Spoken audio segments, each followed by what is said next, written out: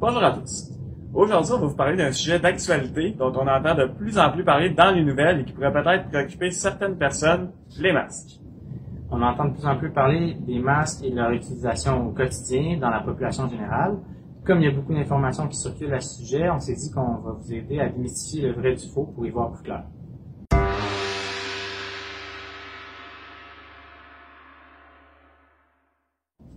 Salut la gang!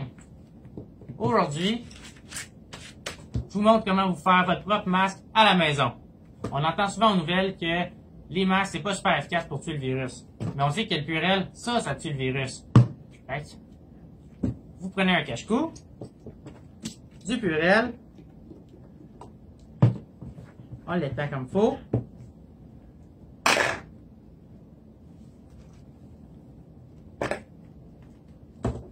Et voilà!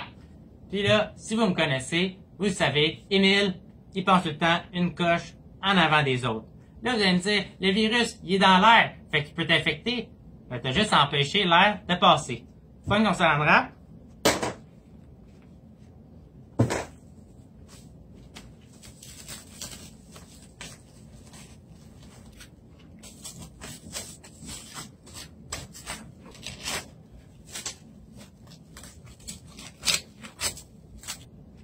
Voilà.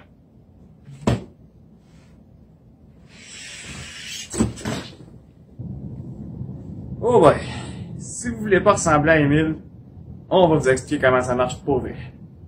C'est important de comprendre que le virus se propage souvent par des gouttelettes ou des sécrétions qui sont expulsées du corps des personnes malades quand elles toussent ou qu'elles éternuent, par exemple.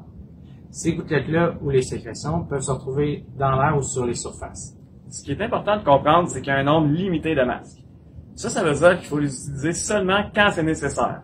Par exemple, pour le personnel soignant dans les hôpitaux ou pour les personnes malades. Si vous tenez à faire votre propre masque à la maison, il faut que vous soyez conscient que leur efficacité est limitée et que c'est plus important de prioriser les directives du ministère de la Santé. Donc, restez chez vous, lavez-vous les mains et si vous avez à sortir, gardez une distance minimum de 2 mètres avec les autres personnes. Si vous voulez plus d'informations, vous pouvez aller consulter notre site web de la SPE ou appeler au numéro en bas de l'écran.